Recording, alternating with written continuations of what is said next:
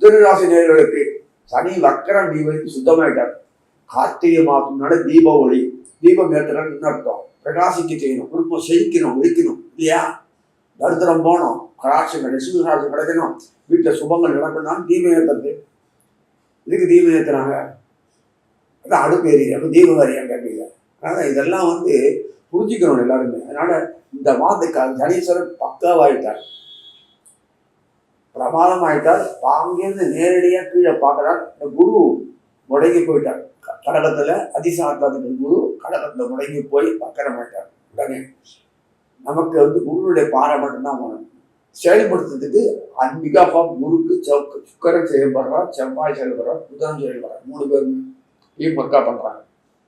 சனீஸ்வரன் பிரதானமாக வச்சு செயல்படணும், இதுதான் உண்மை. இதெல்லாம் தெரியல. குரு தான் எல்லாத்தையும் காரணம் வச்சுருக்கீங்களா? குரு ஆசை இருந்தால் போதுமா? நீ தானே செயல்படணும், புத்தி இருந்தால் இதை பேசணும்.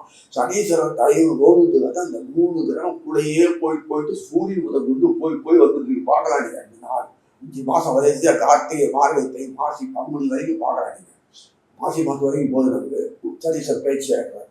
அந்த அப்படியே டீம் ஒர்க்கா இத்தனை நாளாக முடங்கி போன அத்தனை தொழிலுமே திரும்பி பார்த்தாலே முடிஞ்சிருது.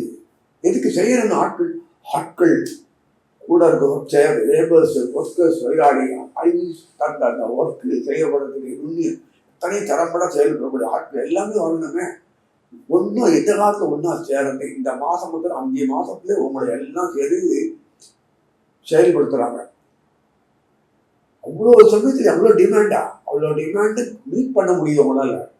குடும்பத்தில் எவ்வளோ பிரச்சனை இருக்கு, அவ்வளோ பிரச்சனை ஒன்னாலே விட்டா வந்தது தானா எப்படி வந்ததோ அப்படி உடனே போயிடுது. அதே மாதிரி இல்லாமல் மனுஷனாக இருக்குது. ஒத்துக்கும் நான் இப்படி இல்லை அப்படின்னு போல பதில்கள் சோற மாதிரி இருக்கேன், என்ன பண்ணலாம் தெரியல. அரசாங்க விவகாரம் போட்டு நிற்குது, மட முடிஞ்சிடும். அது எப்படி சாமர்த்தியாக முடியறதோ தெரியல, முடிச்சிருவீங்க எல்லாத்தையும். அப்படி ஒரு அமைப்பு தான் வெளிவட்டார பழக்கத்தில் இருக்கு. அதனால எதுவுமே உங்களை பொறுத்த வரைக்கும் பாவைன்னு சொல்லிட்டு நல்லபடியாக அனுபவிச்சுக்கோ சொல்லிட்டு சொல்றேன்.